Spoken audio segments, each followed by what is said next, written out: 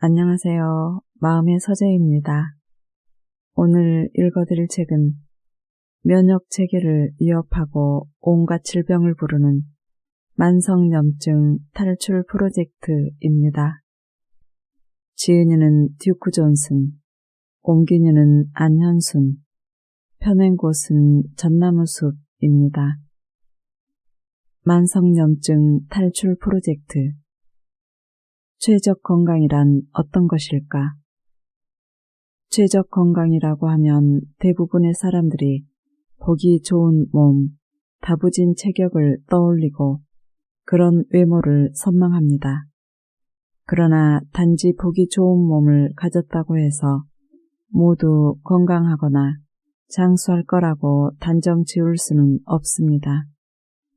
건강관리의 목적은 아프지 않고 오래 살기 위한 것인데 몸매를 가꾸려고 극단적인 방법으로 체중 감량을 한다든지 스테로이드 등을 복용하는 것은 오히려 건강을 해치고 수명을 단축시킵니다.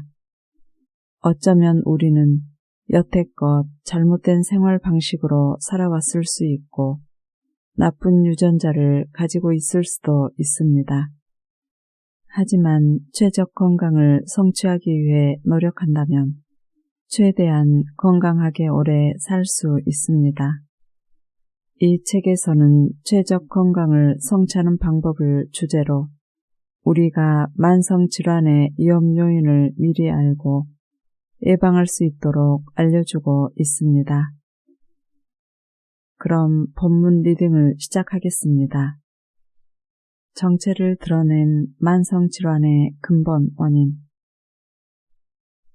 몇 년 전 나는 큰 깨달음을 얻었다. 마치 정원에 파묻혀 있던 보물을 찾은 느낌이 들었다. 지난 17년 동안 수집한 예방의학에 대한 연구 결과와 뒤죽박죽 꼬여있던 수천 개의 과학적 사실들이 갑자기 잘 정돈되어 제자리를 찾기 시작했다. 내가 깨달은 것은 전문가들의 모순된 의견 밑에는 그리고 만성질환의 위험성을 줄이는 방법을 알려주는 과학 문헌들에는 공통된 요소가 있다는 사실이었다. 그것은 만성질환에는 특정 위험 요소가 있다는 것이었으며 그 주인공은 놀랍게도 생활 방식이었다.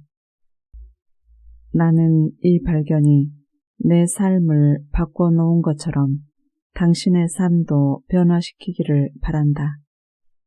왜냐하면 그것이 비논리적이고 때로는 위험한 길을 제시하는 단기간의 다이어트나 기타 그릇된 정보들로부터 당신을 보호할 것이기 때문이다. 나는 저 먼 황야에서 홀로 외치고 있는 것이 아니다. 수백 명의 과학자들이 이 정보를 밝혀내는 데 기여해왔다. 나는 이러한 과학 문헌의 의미를 이해하는 유일한 사람이 아니며 실상 다른 전문가들과 비교할 때 내가 갖고 있는 지식은 보잘것없다. 그러나 나는 그 과학 문헌들을 독특한 시각으로 바라본다. 이러한 독특한 시각은 내가 전 세계 곳곳의 고객들이 모여드는 연구소에서 의학 책임자로 일하며 운 좋게 가질 수 있었던 폭넓은 경험 덕분이다. 또한 22년 동안 15,000명에 달하는 고객을 진찰하며 축적한 자료도 독특한 시각을 갖는 데 큰 영향을 주었다. 그 고객들은 서로 다른 음식을 먹고 다른 유해물질에 노출되고 다른 신앙과 다른 의료 체계를 가진 너무나 다양한 문화권에서 살고 있다. 이처럼 광범위하고 다채로운 고객을 가졌다는 것은 의사로서 큰 행운이다. 내가 속한 연구소는 많은 연구와 경험 덕분에 심장병의 위험 요인을 다른 의학기관보다 더 많이 발견할 수 있었다. 임상적으로 심장질환이라 진단받지 않은 사람들과 주류 의학에서 말하는 심혈관 위험요소를 보유하지 않은 사람들에게서도 심장마비가 적지 않게 발생한다는 사실을 알고 관련 연구를 시행한 결과였다. 2004년에는 심장병의 15가지 위험요인과 암의 16가지 위험요인을 검토했다. 연구소에서는 시반응성 단백, CRP와 관련된 과학 문헌들의 매우 흥미로운 경향에 주목하고 있었다. 염증과 감염이 같은 것은 아니지만 백혈구 수가 감염을 나타내는 지표이듯이 CRP는 몸속 어디에선가 염증이 발생하고 있는지 아닌지를 나타내주는 혈액 표지자다. 특히 CRP가 높으면 심장질환의 위험성이 증가한다. 그런데 당뇨병과 흡연을 비롯한 심장질환의 여러 위험 요인들과 CRP가 서로 관련이 있다는 것을 발견하고 주목하게 된 것이다. 나는 심장질환의 15가지 위험 요인과 암의 16가지 위험 요인 등 총 31가지 위험 요인에서 CRP가 높아지는 것을 보여주는 연구 데이터가 있는지를 찾아보았다. 그 결과 아주 놀랍게도 높은 CRP 수치는 심장질환과 암뿐만 아니라 다른 많은 만성질환의 모든 위험 요인을 동반하는 것으로 나타났다. 이것은 획기적인 발견이라고 할 수는 없다. 많은 과학자들 역시 CRP와 다른 염증 지표를 몇몇 위험 요소와 질병들과 연관시켰었고, 우리 연구소에서는 거의 모든 종류의 만성질환과 그 만성질환 각각의 위험 요소들을 염증과 연관지은 연고들을 찾아냈을 뿐이다. 중요한 것은 염증이 만성질환의 원인이 된다는 연관성을 알아냈다는 것이다. 이것은 땅속 줄기를 사방으로 뻗치면서 최적 건강이라는 정원에 사는 모든 식물에게 해를 끼치는 괴물 같은 식물을 발견해낸 것과 같다. 앞서 살펴봤듯이 만성질환은 전 세계적으로 확산되고 있다. 그 원인은 우리의 발견대로 바로 만성적이고 과도한 염증이다. 만성염증이 전 세계적으로 증가하게 된 이유는 무엇일까? 문명의 이기로 인한 좋지 않은 생활 방식이 면역체계를 만성적으로 과도하게 자극하고, 이 과도한 반응은 염증을 일으키는 입자를 만성적으로 내보내기 때문이다. 우리가 이러한 근본 원인을 없애려는 노력을 기울이지 않으면 개인의 질병을 다루는 과정에서 오직 부분적인 성공만을 거두게 될 것이다. 최근 몇몇 산업 국가에서 심장질환으로 인한 사망률이 줄어들었다. 많은 의사들이 심장질환과의 싸움에서 정말로 승리를 거둔 것처럼 느꼈다. 그러나 얼마 지나지 않아 비만과 제2형 당뇨병이 전 세계적으로 유행하면서 심장질환으로 인한 사망률이 다시 오르게 되었다. 의사들이 몇몇 산업 국가에서 심장병으로 인한 사망 비율이 줄어든 것을 축하하면서 표면 아래 숨어있는 근본 원인은 무시해온 탓이다. 그 누구도 방심해선 안 된다.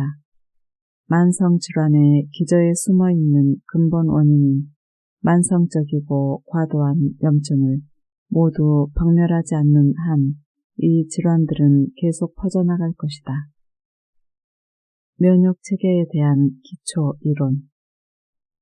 면역체계는 건강과 행복을 공격하는 적으로부터 우리를 보호해준다. 즉, 바이러스, 박테리아, 기생충으로부터 우리를 보호하고 이물질 혹은 몸에 해를 끼치는 것으로 여겨지는 많은 다른 물질로부터도 우리를 보호한다. 면역 체계에는 두 종류가 있다. 선천성 면역과 후천성 면역. 이 둘의 차이는 경찰과 예비군의 차이와 비슷하다. 선천성 면역 체계는 경찰과 비슷하다. 무단횡단에서 흉악한 범죄에 이르기까지 온종일 법을 수호하는 의무를 수행하고 범법자를 쫓는다. 감염이나 이물질로 인한 응급 상황에 우선 반응하지만 각기 다른 상황에서도 똑같은 방식으로 그리고 일반적인 방식으로 대처할 뿐이다. 후천성 면역체계는 예비군에 더 가깝다. 항상 임무가 발동되는 것이 아니라 자연재해나 내전 혹은 외적의 침입과 같은 특수한 상황이 발생할 때만 소집된다. 그리고 아주 특정한 위협에 대응할 수 있도록 훈련을 받는다. 후천성 면역은 적응성 면역 반응이라고도 불린다. 그것은 림프구라는 세포가 특정 질병에 특화된 항체를 만들어내는 것이다. 후천성 면역은 기억된다. 이로 인해 대부분의 사람들이 홍역, 볼거리, 수두와 같은 질병에 한 번 걸리면 다신 걸리지 않는다. 후천성 면역체계가 그런 질병에 대항하는 항체를 만들어낸 뒤 다음에 그런 질병이 다시 공격해 오면 그 질병을 인식하고 신체 내에서 활동을 시작하기도 전에 박멸하기 때문이다. 후천성 면역은 항상 대기 중인 경찰들보다 긴급 상황에 대응하는 시간이 다소 더 걸린다는 점에서도 예비군과 비슷하다.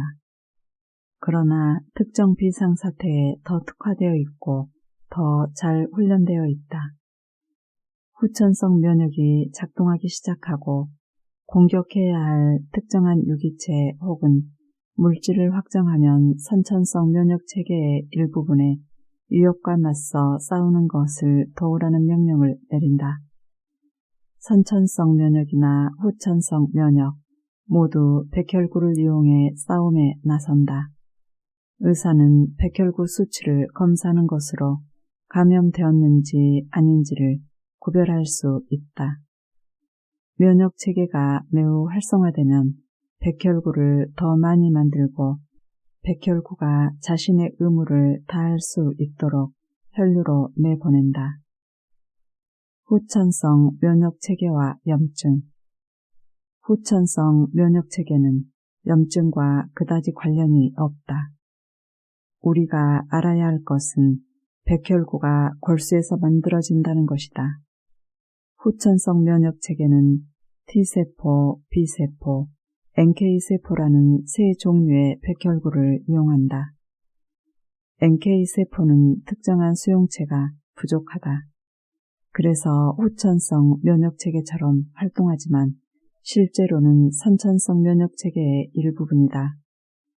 NK세포는 암으로 발전할 수 있는 비정상 세포를 퇴치하는 역할도 해 암이나 다른 종양이 형성되고 자라지 못하도록 돕는다.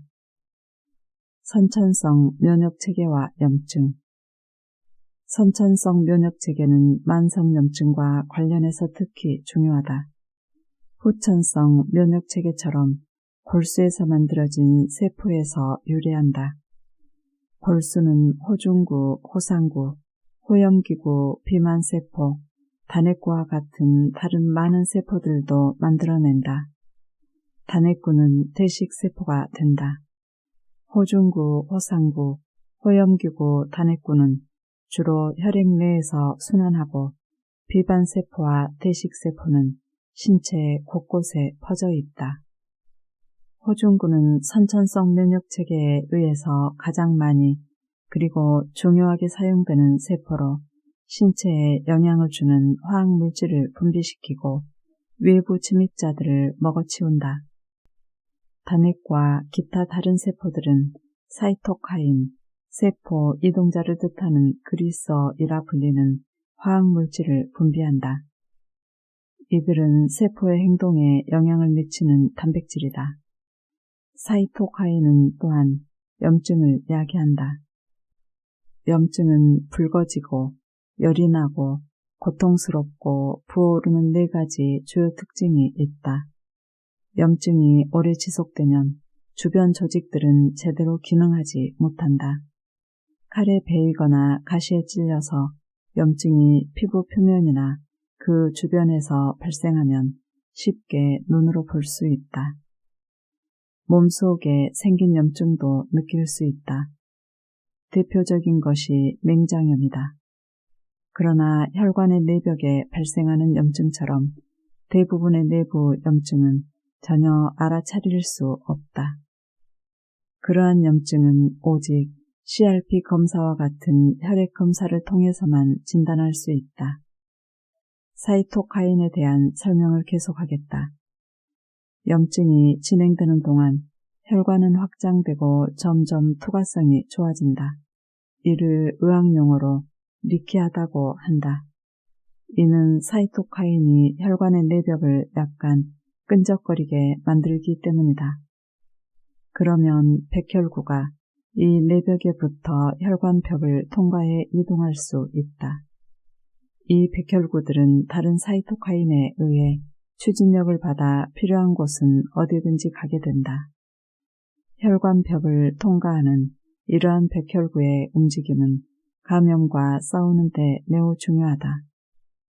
그것은 자연의 정교하고 아름다운 설계 중 하나다. 그러나 이 과정은 혈관벽에 플라크, 혈소판 침전이 형성되는 반응을 일으킨다. 이 플라크 침전은 죽상동맥경화 혹은 관상동맥 심정질환을 의미한다. 그 침전물은 관상동맥을 막아 심장 근육에 산소가 공급되는 것을 방해할 수 있다. 이것이 바로 우리가 심근경색 또는 심장마비라고 부르는 것이다. 지금까지 면역체계의 작동에 대해서 수박 겉핥기식으로 살펴보았다. 면역체계는 앞에서 언급하지 않은 여러 종류의 화학물질들과 연관되어 있다. 그러나 나는 앞에서 한 설명이 당신이 면역체계가 얼마나 강력한지, 그 조절체계가 얼마나 복잡한지, 그것이 작동하도록 자극하는 물질과 기능이 얼마나 다양한지 등을 알게 되는 시발점이 되기를 희망한다.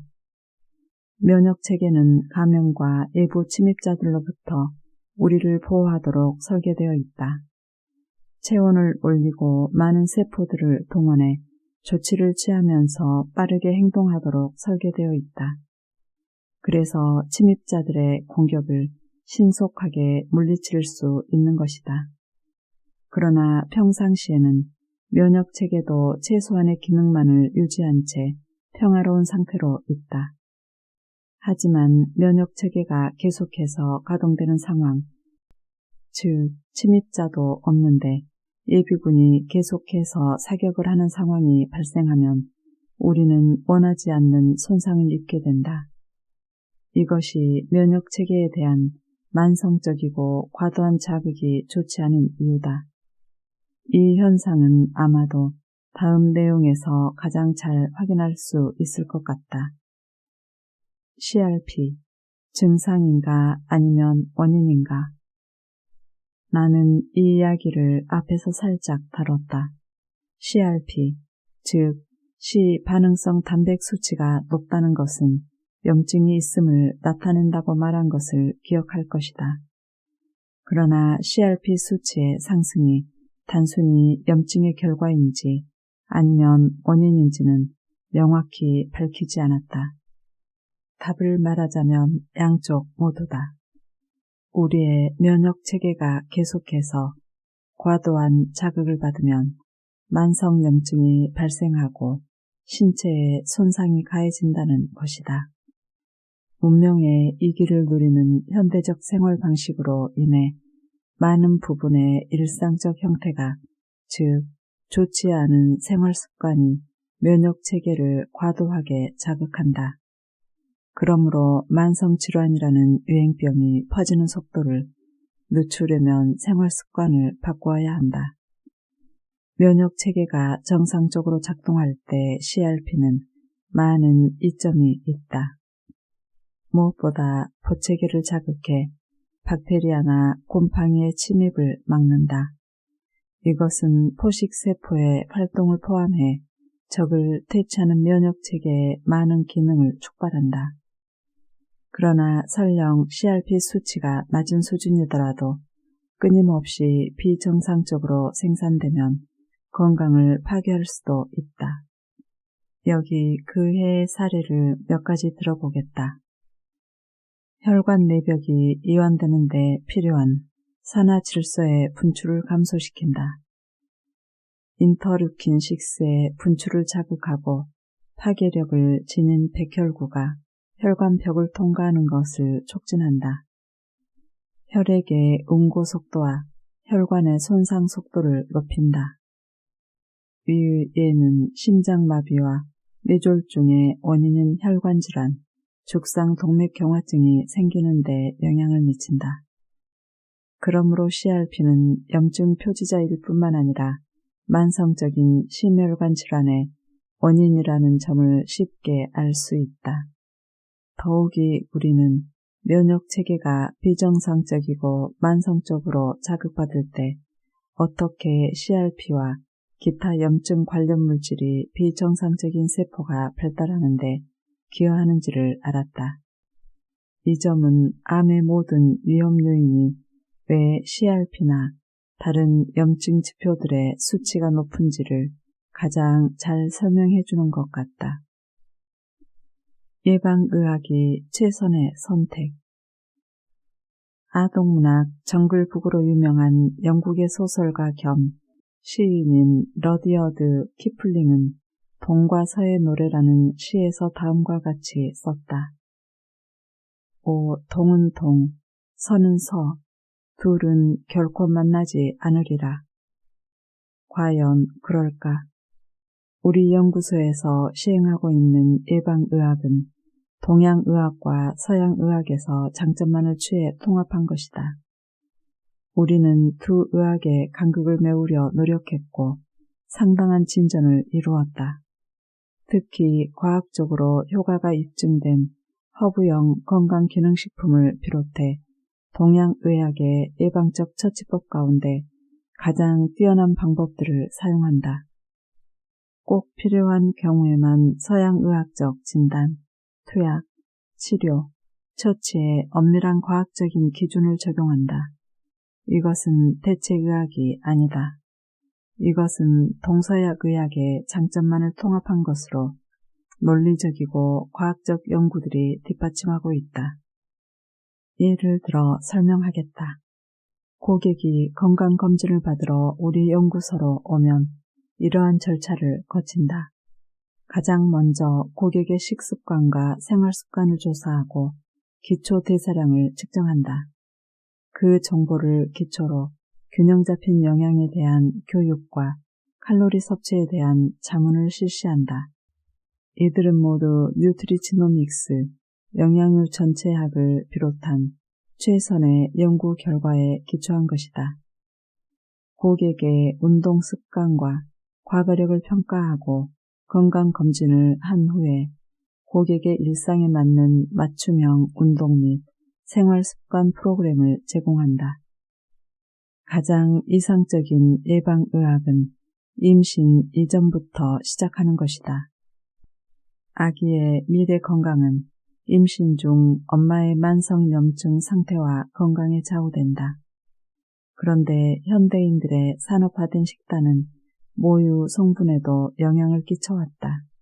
특히 옥수수 기름과 같은 저질 기름이나 붉은 살코기에 함유된 염증을 일으키는 오메가6 지방산을 많이 섭취하면 모유에서도 그 성분의 함유량이 증가하기에 그 모유를 먹는 아이에게서도 만성 염증이 증가한다. 오늘날 미국의 아기들이 먹는 모유에는 1950년대보다 오메가6 지방산이 2배나 많이 함유되어 있다. 다른 선진국이나 산업화된 국가에서도 그럴 것이다. 애석하게도 현대의 분유업체들은 오메가6 지방산을 넣음으로써 칼로리를 2배 높인 분유를 만들고 있다. 바라건대 분유에서 오메가6 지방산 함량을 낮추는 것이 안전한 길임을 입증하는 연구 결과가 곧 나오면 좋겠다. 우리는 예방의학으로의 새로운 여행을 시작했다. 진정한 예방의학을 통해 최적 건강에 이르는 것이 가장 과학적이고 좋은 방법이라는 것을 명확하게 하려면 아직도 해야 할 일들이 너무도 많다. 가장 신나는 것은 우리가 많은 진전을 이루었고 지금 가고 있는 방향에 대한 확신이 있고 미래에 대한 큰 희망이 있다는 것이다. 나는 지난 22년 동안 예방의학에서 일정 부분 역할을 해온 점을 매우 영광스럽게 생각한다. 수천 명의 사람들이 대사증후군에서 벗어나고 비만을 물리치고 또한 만성질환의 위험성을 줄이는 데 도움을 주었다. 그저 이론만 제공한 것이 아니다. 사람들이 최적 건강을 향해 나아가거나 최적 건강을 달성한 수많은 사례들을 잘 정리해 두었다. 만성질환의 발병을 늦추거나 예방할 수 있는 우리의 능력을 감안하면 미래는 매우 밝다. 인트로덕션에서 이야기한 만성질환의 추세는 생활 방식의 변화로 점점 확산되고 있다.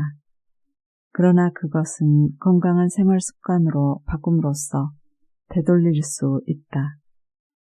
최적 건강을 달성하는 전략의 핵심은 염증을 줄이는 것이다.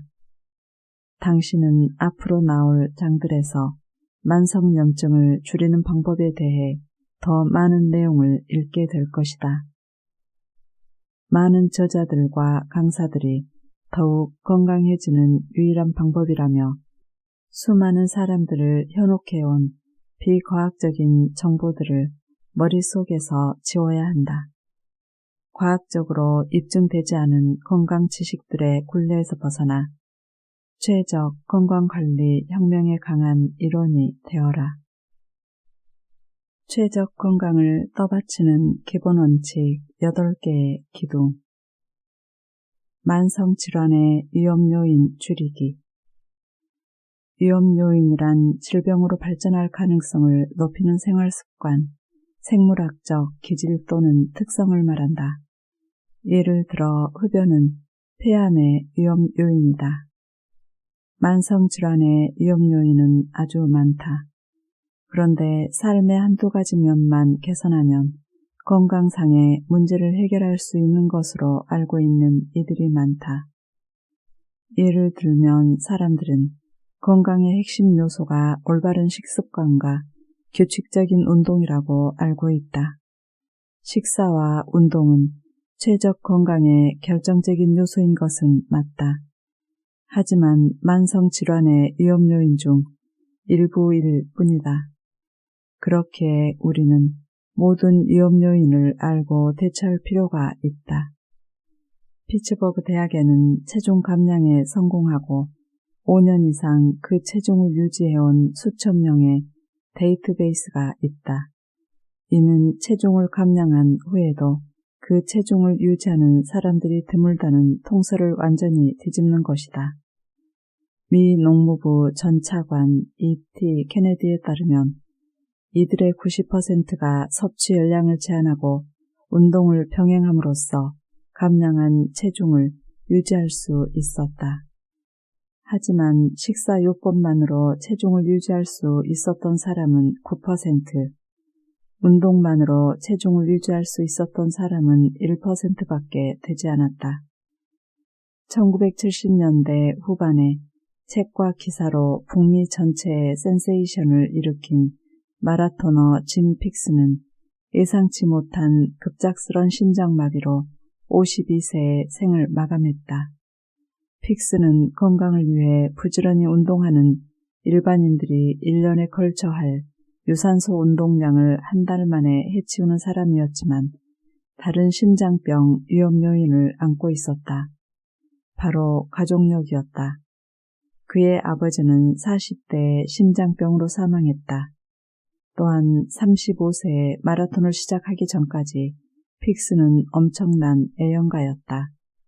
픽스는 생활 습관을 바꾸면서 수명을 상당히 연장했을 가능성이 있었지만 그는 다른 위험 요인들과도 싸워야 했고 안타깝게도 젊은 나이에 생을 마감해야 했다. 운동. 소파에 누워있는 것만 좋아하는 사람들에게 운동이란 단어는 두려움과 혐오감의 대상일 테지만 운동은 만성질환을 물리치는 데 꼭 필요한 활동이다. 현실에서 운동은 목적에 따라 정의가 달라진다. 짐 픽스와 같은 운동 전문가들은 운동을 자기들이 좋아하는 종목이나 활동 또는 자신이 속한 학파의 관점에서 정의한다. 장사꾼들과 반짝 유행 흥행업자들은 그들이 파는 상품의 관점에서만 운동을 정의한다. 예를 들어 다이어트 비디오나 운동기구를 활용하면 값비싼 헬스클럽에 다니는 효과를 볼 수 있다고 강조한다. 그러면 사람들은 그 비디오와 운동기구만 있으면 복근을 단련해서 뱃살을 빼고 허벅지 근육 운동으로 허벅지 살을 뺄 수 있다는 환상을 갖는다. 운동에도 유행이 있다. 스텝 유산소 운동, 저충격 유산소 운동, 댄스 유산소 운동, 킥복싱, 공운동, 다음엔 무엇인가? 스카이 콩콩 파티? 나는 이러한 풍조가 마음에 들지 않는다. 왜냐하면 매번 새로운 유행을 쫓는데 들어가는 비용과 그것을 익히는데 걸리는 시간을 계산하다가 결국 아무것도 시작하지 못하는 사람들을 왕왕 보기 때문이다. 몸을 움직이는 것을 좋아하지 않는 사람들은 대부분 운동할 시간이 없다고 말한다. 이것은 자칭 전문가들이 운동을 체계적이고 돈이 드는 활동으로 한정지어 정의를 내렸기 때문이기도 하다. 그런데 기쁜 소식이 있다. 운동을 위해 많은 시간을 짜낼 필요가 없다는 것이다. 일상에서 하는 운동만으로도 만성질환의 위험성을 줄일 수 있다는 증거가 있다. 다음은 일상에서 실천할 수 있는 운동의 몇 가지 예다. 엘리베이터나 에스컬레이터 대신 계단을 이용하자. 15층에 올라갈 때 12층까지는 엘리베이터를 이용하고 12층부터 15층까지는 계단으로 올라가자. 차를 주차할 때 되도록 건물 출입구에서 멀리 떨어진 바깥쪽 구석 자리에 주차하고 출입구까지 걸어가자.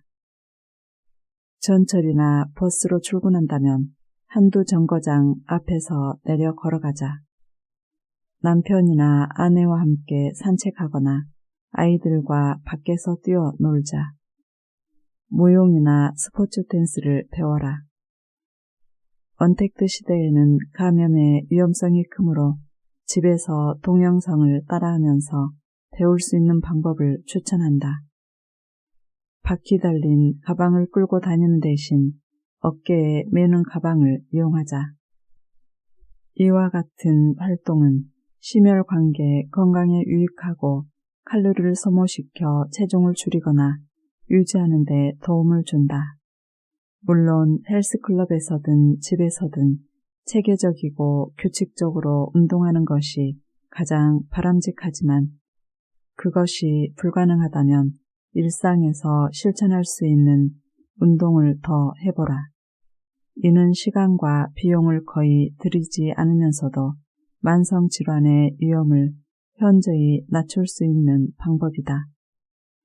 심혈관 건강에 좋은 운동이 당뇨병, 대장암, 치매, 심장병, 뇌졸중, 골다공증 등의 질병과 건강 악화로 이어질 수 있는 위험을 줄인다는 사실은 과학적 연구 결과를 통해 입증되었다. 심혈관 건강에 좋은 운동은 또한 노인들의 사망률을 낮추고 심지어 노화를 지연시키는 것으로 밝혀졌다.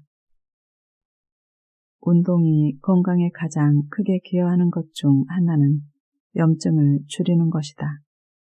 여가 시간에 즐기는 신체 활동은 만성 염증을 감소시킨다.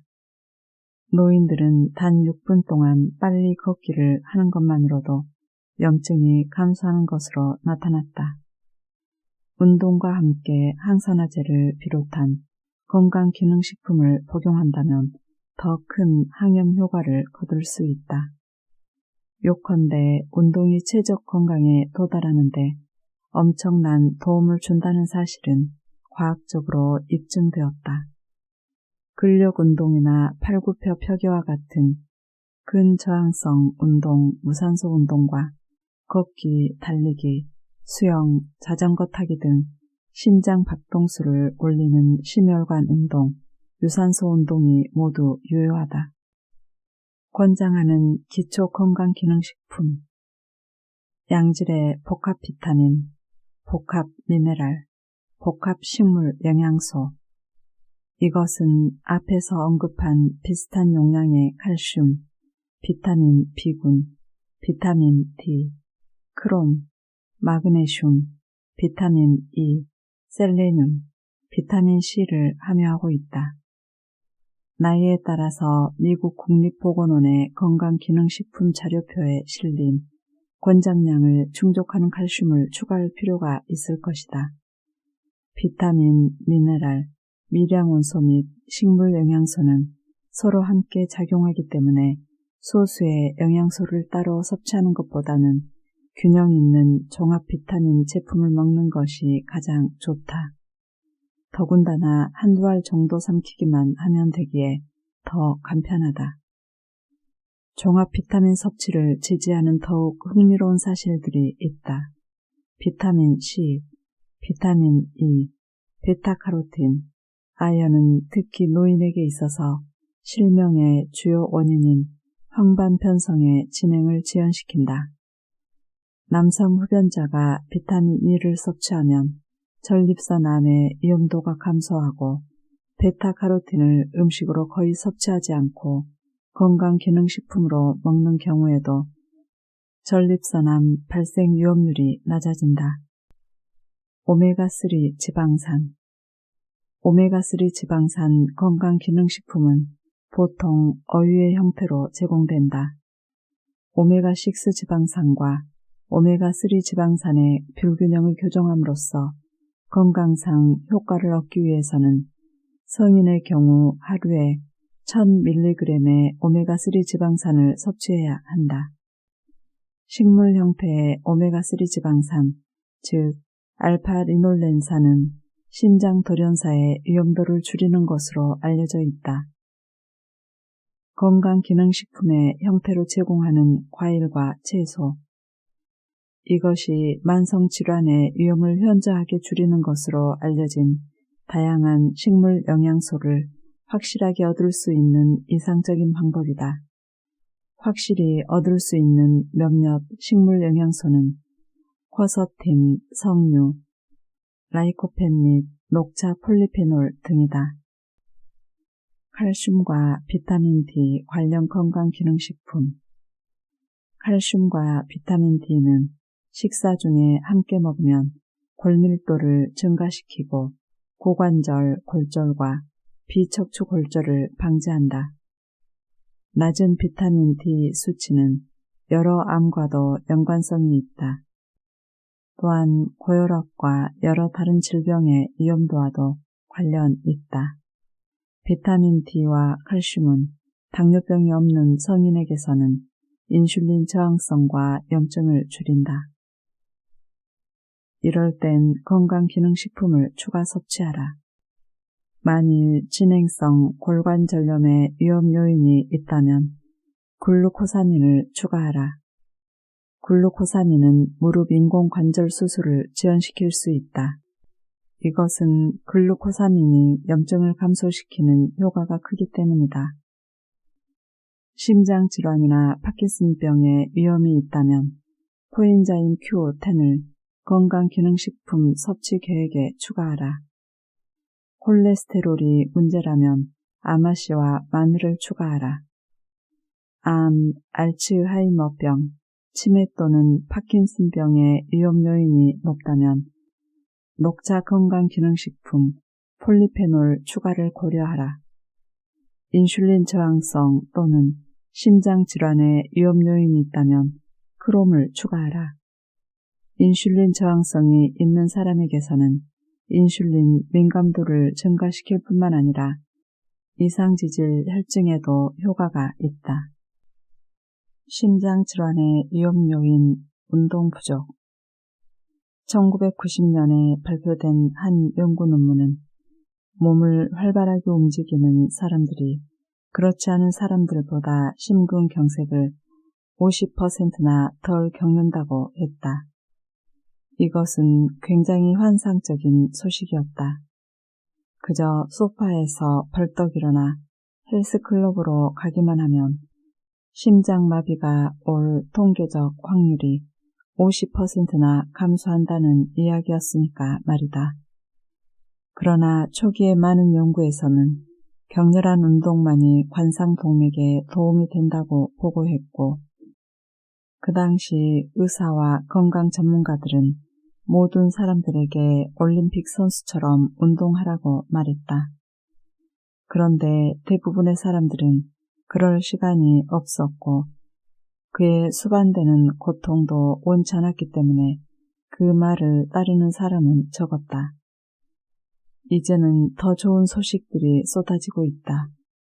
강도가 낮은 운동도 관상동맥에 매우 큰 도움이 된다는 사실을 밝힌 여러 연구들이 있는가 하면 어떤 연구에서는 가볍고 적당한 운동이 여성들의 심장질환 발병률을 낮출 수 있다고 보고했다. 즉, 일주일에 1시간씩 걷는 것만으로도 심장질환 발병률을 낮출 수 있다는 것이다. 또 다른 연구에서는 달리기, 웨이트 트레이닝, 걷기 등 무엇이든 전신 활동을 하면 심장질환의 위험이 감소하는 것으로 밝혀졌다. 폐경기가 지난 여성은 격렬한 운동이든 가벼운 걷기든 운동을 하면 심장질환 발병을 현저하게 낮추는 효과를 볼 수 있다. 철저히 계획해서 적절히 운동하는 것이 가장 좋기는 하지만 어떤 형태로든 규칙적으로 운동하는 것이 아예 하지 않는 것보다는 훨씬 나으니 당신이 합리적으로 할 수 있는 운동은 무엇이든 하라. 생활 속 운동의 효과를 무시하지 마라.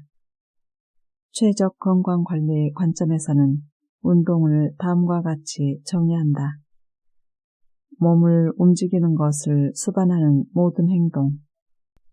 정식으로 운동 프로그램에 참여하지 않더라도 일상생활에서 작은 활동을 추가함으로써 그 효과를 기대할 수 있다.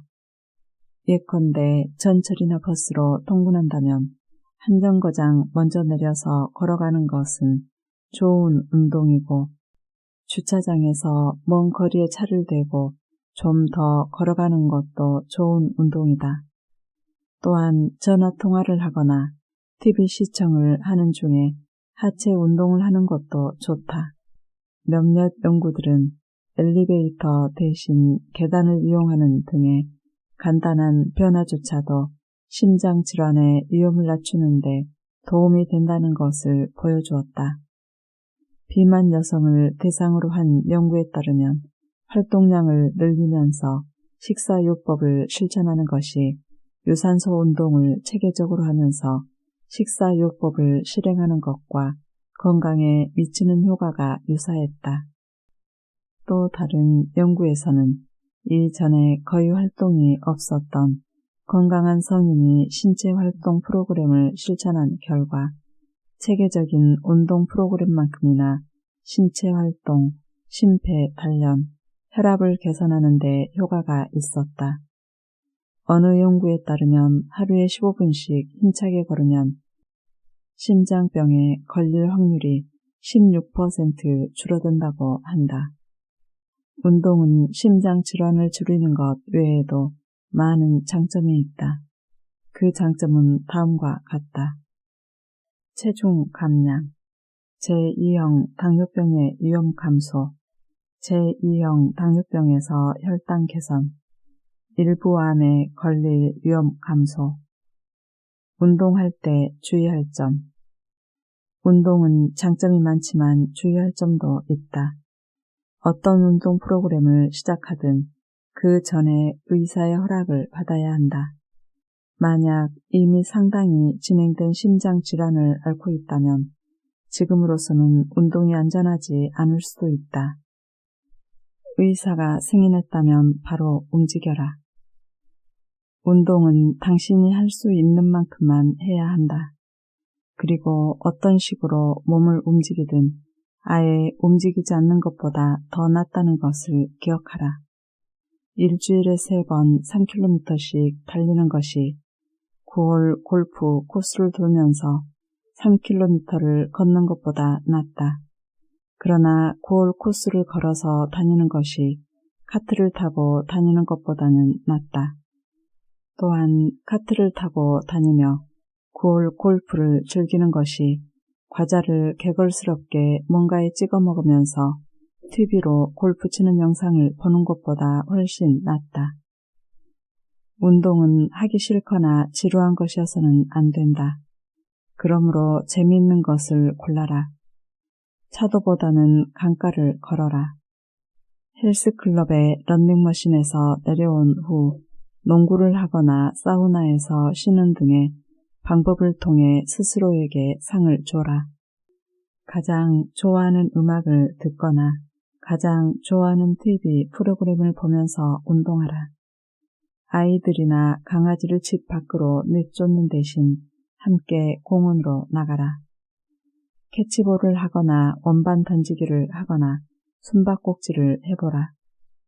건강한 몸을 만드는 데도 좋지만 가족애를 끈끈하게 하는 데도 좋을 것이다. 강아지조차 당신을 더 좋아하게 될 것이다. 특별한 운동을 하고 있든 아니든 당신은 일상생활에 운동을 쉽게 접목할 수 있다. 동네에서 산책을 하거나 잔디 깎는 기계를 밀고 다녀라. 또한 계단을 이용하거나 짐 가방을 끄는 대신 들고 다니는 것도 좋다. 아니면 무빙워크로 옮기는 대신 짐 가방을 끄는 것도 좋겠다. 어떤 것이든 계속해서 몸을 움직일 방법을 찾아라. 그러면 기분이 좋아지면서 더 움직이고 싶어질 것이다. 운동할 때 하지 말아야 할 것. 운동할 때 하지 말아야 할 것도 있다. 몇십만 원짜리 운동화, 몸에 딱 붙는 운동복 등 최신 유행을 따라야 한다고 생각하지 마라. 규칙적인 신체 활동이 옳은 방향으로 가는 첫걸음이다. 헬스클럽에 가입했다면 옆에 있는 사람만큼 빨리 페달을 구르지 못한다거나 무거운 역기를 들어 올리지 못한다고 해서 부끄러워할 필요가 없다. 당신이 할 수 있는 것을 시작하되 비참하다는 생각을 하거나 스스로에게 상처를 주는 일은 없어야 한다.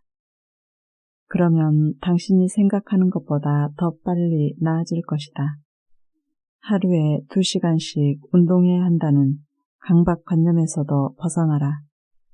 또한 헬스클럽에 등록해야 한다고 생각할 필요도 없다.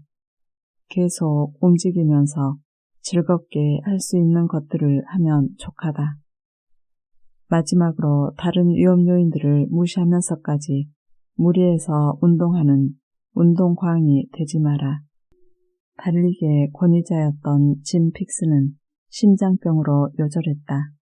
실제로 극도의 지구력이 필요한 일부 운동선수들은 심장을 혹사시켜 부정맥에 걸릴 수 있다. 암의 위험 요인 스트레스.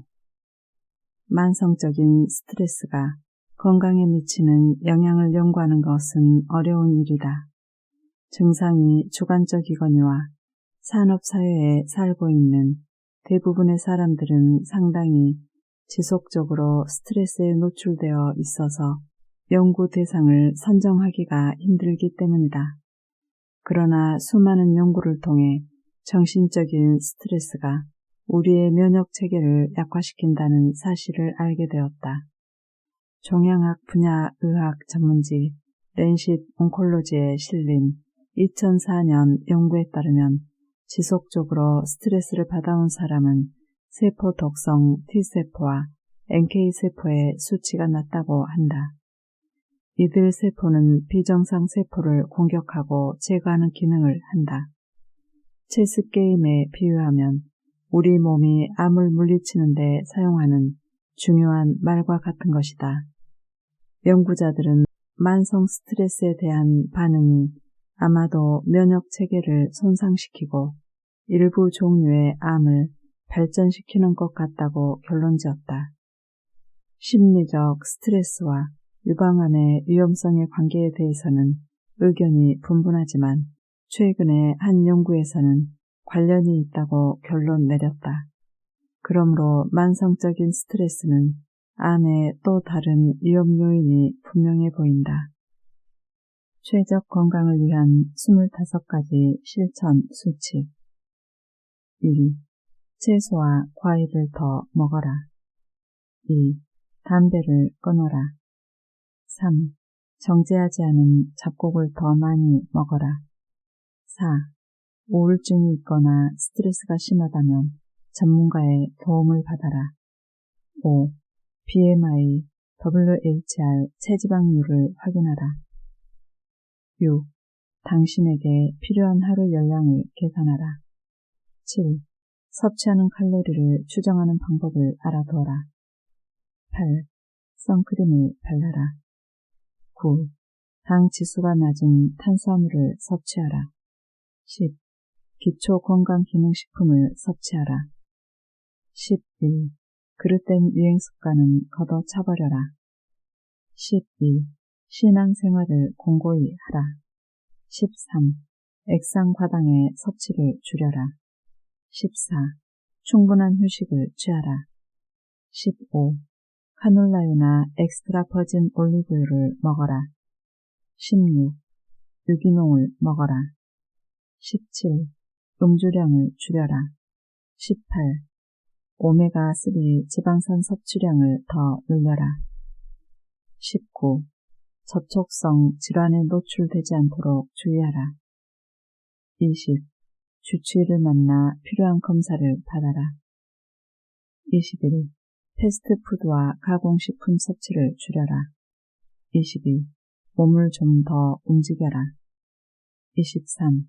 화학물질에 노출되는 것을 줄여라. 24. 붉은 살코기 섭취를 줄여라. 25. 유전자 검사를 받아라. 꾸준히 전진하되 완벽을 추구하지는 말자. 자, 이제 실천 목록을 살펴보았으니 실천으로 옮겨보자. 당신도 알다시피 이것은 전반적인 생활 습관과 관련이 있다. 어떤 것이든 지금 할 수 있는 것을 선택하자. 최적 건강관리 혁명에 성공하려면 자신을 포함해 그 누구도 완벽하지 않다는 것을 깨달아야 한다. 완벽을 추구하면 실패할 수밖에 없다. 왜냐하면 어느 누구도 다다를 수 없는 목표를 설정하기 때문이다. 완벽주의는 일종의 강박관념으로서 삶에 스트레스만 줄 뿐이며 그것은 만성질환의 위험 요인이 된다. 우리는 그것들을 없애려고 노력하는 것이지 새로운 것을 더 추가하려는 것이 아니다. 나 역시 생활 습관이 완벽하지 않다. 나는 초코칩 쿠키에 집착한다. 내 삶에서 초코칩 쿠키를 완전히 없앨 수는 없다. 그럼에도 초코칩 쿠키가 나에게 해롭지 않은 이유는 내가 제시한 것의 대부분을 매일 몸소 실천하고 있기 때문이다. 그렇기 때문에 나는 죄책감이나 후회 없이 가끔 초코칩 쿠키를 먹을 수 있다. 쿠키 먹는 습관을 제외하고 나는 생활 습관을 점진적으로 바꾸었다. 그랬더니 새로운 생활 방식은 일상적인 습관이 되었고 그것을 실행하는데 거의 노력이 필요하지 않게 되었다. 당신이 생활 습관 전체를 점진적으로 교정한다면 실패는 없다. 원할 때 원하는 만큼 바꾸면 된다. 이것은 뭐 아니면 도식의 게임이 아니다. 지금은 조금씩 실천해보고 나중에 조금씩 추가해보자. 당신이 이루어낸 변화는 어느 것이든 성공이자 승리이다. 당신과 당신의 가족과 함께 이 지식을 나눌 수 있어서 감사하다. 모두의 건승을 기원한다. 함께 해주셔서 감사합니다.